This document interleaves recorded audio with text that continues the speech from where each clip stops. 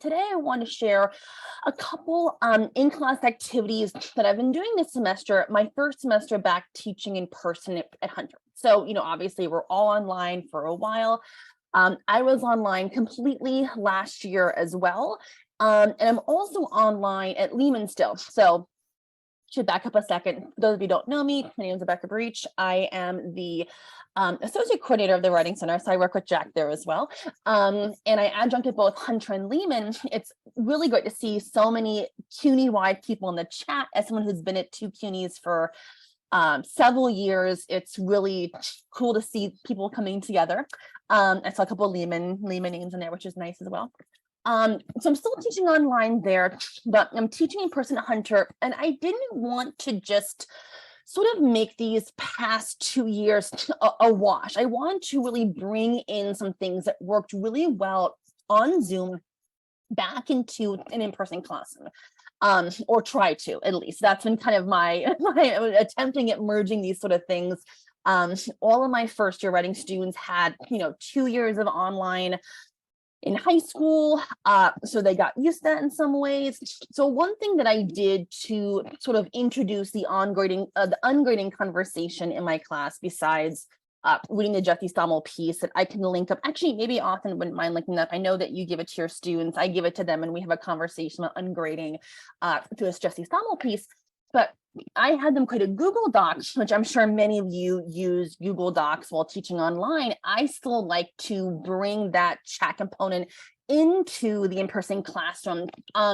They can sign their name. They don't have to sign their name. So I'm just going to screen share the thoughts on ungrading Google Doc. I had my students do the very first week of class. We're going to revisit this Google Doc at the end and see, differences. So yeah, I know there's some red squiggles, there's some blue squiggles. I told them to not worry about it. I told them to not worry about little things and punctuation and correct spelling.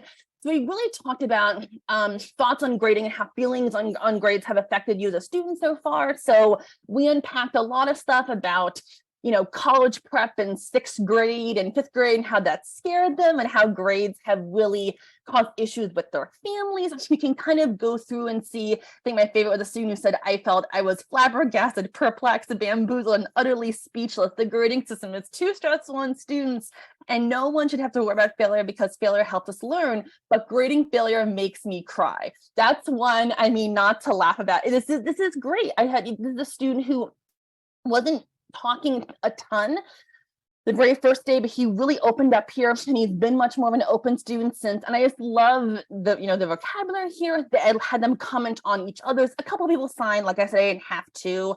I told them they didn't have to, but some of them were open to doing that. Not all these were super negative. Some took a little bit more of an in-between, like they have a positive and negative impact. But I really liked how they were comfortable sharing this in a Google Doc that maybe some people who wouldn't raise their hands and talk, or who wouldn't feel comfortable having even their identity attached to this, open up in a Google Doc. And it's something that is like, a living document in a way. We can keep adding to it. Plays a range of roles in our lives, can be discouraging. I think the thing that made me also chuckle here is about how technology puts a lot of pressure on us. I think someone had here, yeah, agreed. Let's just go back to the 90s without much technology, where work was way easier. Haha. It's like when our students say the late 1900s. It makes I'm just like, late 1900s, what? Oh my goodness. Like, that's always one of those moments where you're like, what century is that? Oh yeah. And this was a really cool opening. We had our first day, and then we did this, I think probably the second week. And it really allowed them to share, and in a way, and you can see different fonts and different colors. And I said, don't worry about editing. And this is also a really good testament, like process-based writing and getting ideas down, not waiting until you have the idea before you start writing. So, and it's also a way for me to bring, how we use Google Docs and online learning, how I still use them in the class I'm teaching online. Many of us who adjunct at many schools may have still kind of a hybrid schedule. And bringing the chat, saving the chat in a way, right? Because I like bringing chat. I know that a couple of years ago, Jack talked about bringing the Zoom chat and using Padlet. And that was an ACERT thing that he talked about. So I've used some Padlet, I've used Jamboard in some ways, but I also like to use Google Doc. Something else I want to share, another example of student work, is I teach English 120 and English 220 at Hunter. In this semester, those of you who teach comp, you'll know that we had Nassau Noi Chapter 0 assignment as our pre-semester reading response. Let me just stop share really quickly. I want to, yeah, I know, it makes me cry. I want to just share links real quick to the Asylum chapter that one second here. For those of you teaching 120, you already have that. For those of you who aren't a Hunter, not teaching 120, I thought I'd throw it in the chat. Had my students read this, and we also had them, I had them do the pre-semester writing response, which is you summarize and analyze, of course, and then you revisit this later. But something I also had them do is, because the topic is all about, this is a chapter 0, language and power and community and connection, I had them also watch Asylum Noi's 4Cs 2019 chair address in Pittsburgh. Let me also throw the YouTube link, if any of you interested. I know Jack got to see Asylum Noi in person a couple weeks ago at IWCA. I threw the YouTube in there. Had them watch that. It really brought the writer to life, which so many of our texts, sometimes we can't do that. So and then also the students collaborate, share each of their pre-semester responses, do a group presentation where they review the text, where they create a group summary, a group analysis, and I'm sharing one of my group slideshows. I didn't require them to make a slideshow, but I thought this was pretty cool. They did one on basically white language supremacy, and they picked up some cool art. They talked about how sort of it's, supremacy is hiding in plain sight. I'm just they have a little bit of extra text maybe, but I didn't obviously say too much text. This is just, I really enjoyed that they chose a visual presentation, and they kind of, gave their view to the class. So clicking through, I just love the images they picked. They also looked at D'Angelo's statistics of how much white people are in power. They talked about what they got from the text. They combined all of their individual summaries that they wrote for their own individual writing assignments into a group collaborative summary.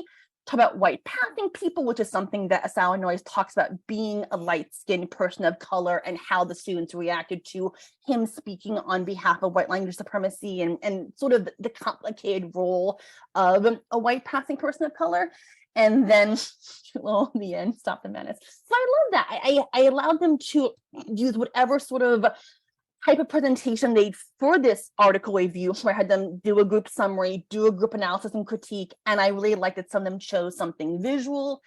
And the last activity, I know I'm tight on time, just want to show one more thing that I was really proud of them for doing. I gave them bad ideas about writing. One of Austin's and my friends contributed to this bad ideas about writing. I'm gonna link one more thing in the chat if you are all interested in that. So basically how this book is organized is here's different units, all kind of debunking bad ideas about writing. It's pretty, what you see is what you get.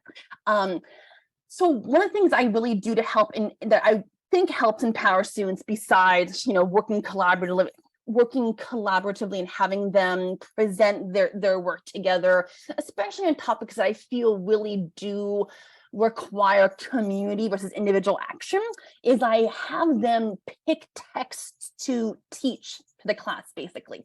So I'll model and teach one from this text. And then in this particular table of contents, there's bad ideas about what good writing is, bad ideas about who good writers are, style and usage, grammar, writing techniques. I won't read through all of them for sake of time, but basically I assigned a unit to every group, trying to kind of keep the breakout room group thing going. Group work is, I think, really crucial this semester as a bridge back into in-person in many ways. And I said, pick whatever article you want in this unit, and then basically teach articles to the class. You will be responsible, each of you will be responsible for reading and analyzing an article, but you'll learn about 6, basically, and each group will teach the class the article. They'll summarize the text, say why they picked it, and say whether they agree with the author or not. So they're practicing kind of, rhetoric. They also did a rhetoric analysis, but for sake of time, I'm not going to share everything.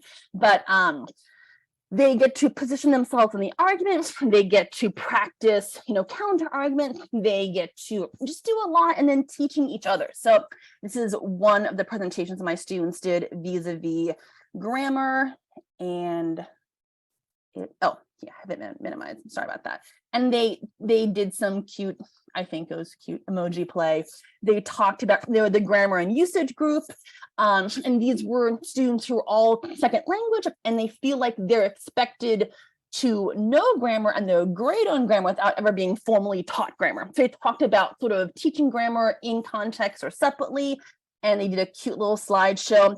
And they actually took a little bit issue. They sort of complicated the author's point by saying grammar teaching is important. We should be taught it, but we should be taught as a community. We should be taught together. And they talked about how being taught separately, being taught individually is not as helpful, and studying alone and isolated as a waste. And we really should be working on it in a community sense, and having stronger grammar makes them feel more confident in their writing. And a couple of them weighed in with their own experience, feeling like they kind of seems similar to what maybe Peter was talking about, fearing being found out that they didn't have formal grammar instruction, or things related to that. So they kind of weighed in with their personal experience. And my students are always very polite. They're like, "Thank you for taking the time to watch us." And it's like, of course. So there are just 3 things I wanted to show you in terms of in-class activities: the Google Doc, which we have a couple like living Google Docs in play, taking the pre-semester reading and really connecting it to other themes and having them collaborate on meaning, taking from the individual to the group, and last but not least, having them teach a lesson, having them pick their own text. They really felt connected to the text a bit more than me just giving them the assignment, and then having the responsibility of teaching it to the class. They took it really seriously. They got into it, and they made some cool slideshows. So I think that's it for me. I have gone on quite a bit, but yeah, I just want to share a couple of those assignments that are trying to bring the online into the classroom and have students take a bit, really center them in a lot of class activities.